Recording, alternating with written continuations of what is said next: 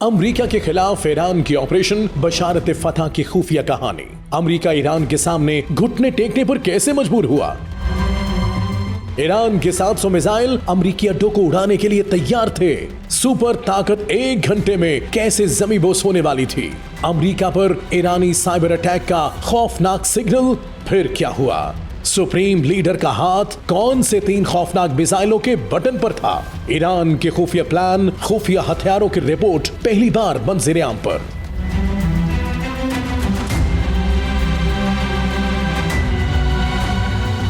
तेईस जून शाम 7:30 और 8 बजे का वक्त है। कतर के अल अदीद अमरीकी एयरबेस पर ईरान की तरफ से दागे गए शॉर्ट और मीडियम रेंज मिसाइल ये के बाद गिरे तबाही मचा रहे हैं। व्हाइट हाउस अमरीका के सिचुएशन रूम में बैठे अमरीकी सदर और आला कमान सर पकड़ लेते हैं। पहली फिक्र ये लाहक होती है कि दुनिया के जदीद तरीन B-2 तैयारों के जरिए ईरान के न्यूक्लियर प्रोग्राम की तबाही के दावे के बाद ये तसव्वुर कर लिया गया था कि अब ईरान उठने के काबिल नहीं रहा, मगर उसने सुपर पावर पर हमला करके दुनिया भर में अपनी धाक बिठा ली है। अमेरिका के लिए दूसरी रुसवाई ये हुई है कि ईरान ने पेशगी इत्तला देकर अमेरिकी अड्डे पर हमला किया, मगर ईरान के हमले को अमेरिकी दिफाई निजाम मुकम्मल तौर पर नहीं रोक सका। जुज़वी रुकावट डाली, मगर कई मिसाइलों ने अमेरिकी अड्डे की ईंट से ईंट बचा दी। इस बार इसराइल नहीं, अमेरिका जैसी सुपर ताकत के लिए खतरे की घंटी बज चुकी थी। कतर के बाद बहरीन, अमान, कुवैत, इराक और सऊदी अरब समेत तमाम खलीजी ममालिक में अमरीकी अड्डे और बहरी बेड़े ईरान के रहमो करम पर थे। ईरान ने अभी सिर्फ कतर के अड्डे पर अलामती हमला किया था, मगर अमरीका घुटने टेक चुका था। ईरान के साथ जंगबंदी और सुलह के लिए हाथ बढ़ाने के लिए डोनाल्ड ट्रंप को अमीर कतर के खिदमात लेना पड़ी और फिर जंगबंदी का ऐलान हो गया। मगर अभी वो अहम और खुफिया कहानी बाकी है जिसकी वजह से व्हाइट हाउस और पेंटागन ने शिकस्त तस्लीम कर ली। ईरान ने ऑपरेशन बशारत फतह के शानदार और तबाहकुन इख्तिताम के लिए बड़ा प्लान तैयार कर रखा था और ईरान के सुप्रीम लीडर ने अपने साथियों पर वाज़ेह कर दिया था कि अमेरिका के सुपर पावर का जोम ज्यादा अरसे नहीं रहेगा। जराये के मुताबिक ईरान के न्यूक्लियर प्रोग्राम पर अमेरिका के हमले के बाद ईरान की क़यादत ने ऑपरेशन फतह बशारत का हत्मी प्लान तैयार कर लिया था। फतह मिसाइल, जहाद 110, फतह मुबीन, खैबर शिकन और अबू महदी समेत खतरनाक तबाही वाले PGM स्मार्ट बॉम्ब लोड कर लिए गए थे।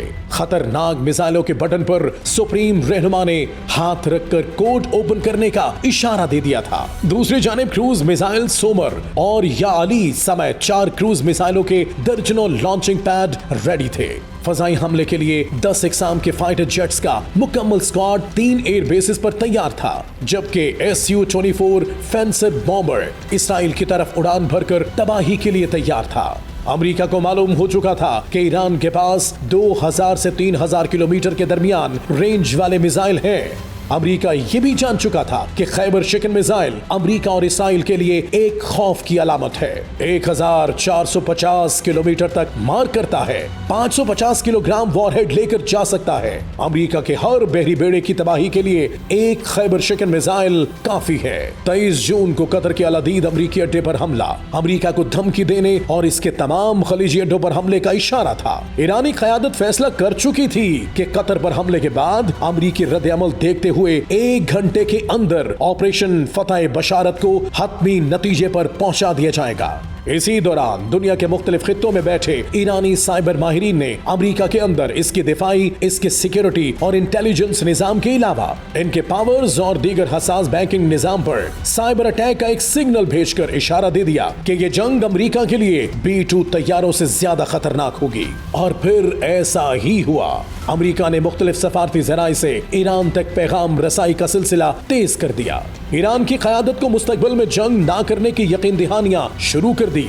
अब अमेरिका को खलीज में अपने तमाम अड्डे और इस खित्ते में अमेरिकी नेटवर्क खतरे में महसूस हो रहा था। इस हवाले से अमेरिकी क़यादत ने अमीर कतर की खिदमात ली, जिसने ईरान की सुप्रीम क़यादत को यकीन दहानियां कराई। जिसके बाद ईरान ने इसराइल और अमेरिका की तरफ से अपील को शिकस्त तस्लीम करते हुए जंग बंदी का ऐलान किया। अमेरिकी सदर को मालूम हो चुका था कि जब पाक भारत जंग में इसराइल ने भारत की मदद की तो पाकिस्तान के मिसाइल इसराइल के रुख पर मोड़ दिए गए थे, तो वो सीज फायर कराने पर मजबूर हो गए। गए। इस बार भी जो ही ईरान के तमाम मिसाइलों का रुख अमरीकी अड्डों की तरफ हुआ तो अमरीकी सदर ने बगैर वक्त जाया किए जंगबंदी का तेज तरीन फैसला कर लिया। अगर कतर पर हमले के बाद अमरीका रद्द-ए-अमल जाहिर करता तो न सिर्फ इसराइल की तबाही यकीनी थी बल्कि सुपर ताकत की सुपरमेसी रेजा रेजा होने का खदशा पैदा हो गया था।